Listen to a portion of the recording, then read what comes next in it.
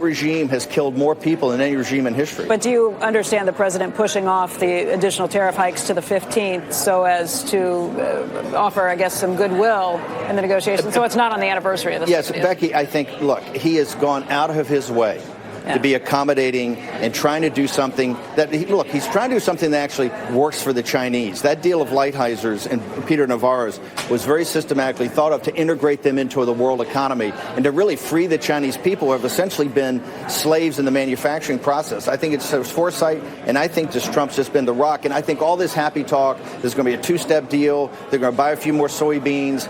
Trump, I think, has been very adamant that, hey, there's a deal on the table. We want to go back and start looking at that deal. And one thing I think the Chinese are going to do is what the Shanghai communique.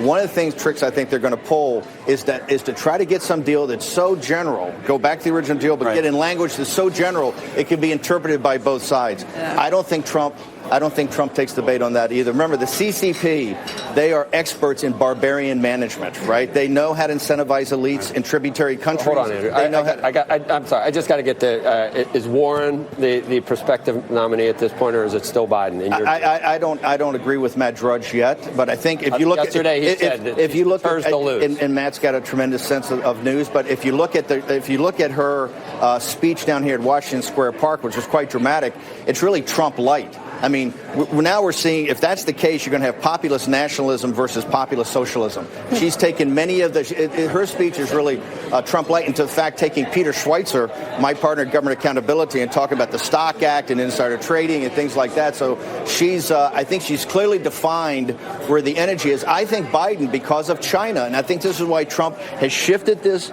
discussion, and China is going to be the framing device for the 2020 election, the geopolitical concerns of the nation. That was my question, though. Do you believe that the Trump base looks at China the way you look at China, which is to say, if you're a farmer, a soybean farmer, or anybody else in the middle of the country, I think there's a lot of people, I imagine, and maybe I'm wrong, I think you're going to probably disagree with this assessment, I would imagine that they can think about it theoretically, but beyond that, they're looking at their own wallet and saying, I don't know. I think it's the exact opposite. I think when you saw America in decline, we went to this is how we pierced the blue wall. If you go to Pennsylvania and Michigan and Wisconsin, you don't have to come to New York, where I have to actually walk people through why Schwartzman now has religion on CNBC. He says, oh, yeah, they've had 20 years they've been doing this, right? So the Wall Street's starting to get religion like Trump.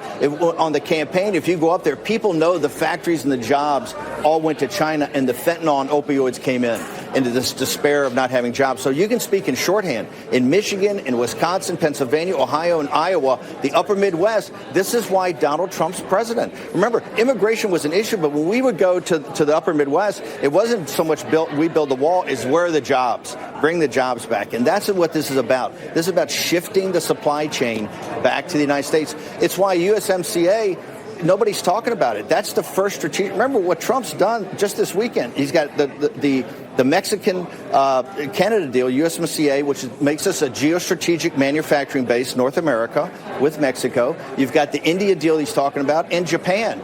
The pieces on the chessboard are coming together, and this is the industrial democracies now working together to move supply chain. He's doing what the critics have been saying all along he should have done. Even the ones who agree you should be tough on China, get the rest of the globe together to be on your side. And this is why they say get the allies together. Look at Trump even on Iran. What he's saying, and I think where he's going on Iran, is a full economic boycott, an economic beyond economic sanctions. I think you're going to start to hermetically seal off Iran from capital markets. I think it's going to be part of the China's discussion. I think China's going to have to. It's going to be a quarantine, and I think Trump. Everybody wants him to be John Wayne. Right? President Trump is strong enough that he doesn't have to be John Wayne. He looks at this as a businessman. He knows these sanctions are just a first step. He can go further. You can start to hermetically seal off Iran from food, from loans, from everything. And I think it's going to be part of the Chinese discussion. China's got a $400 billion deal with them on oil.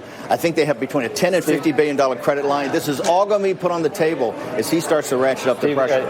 This is one of your quotes. The 2020 campaign will go down as the most vitriolic and nastiest in American history. It's very simple. When you say we, you're talking about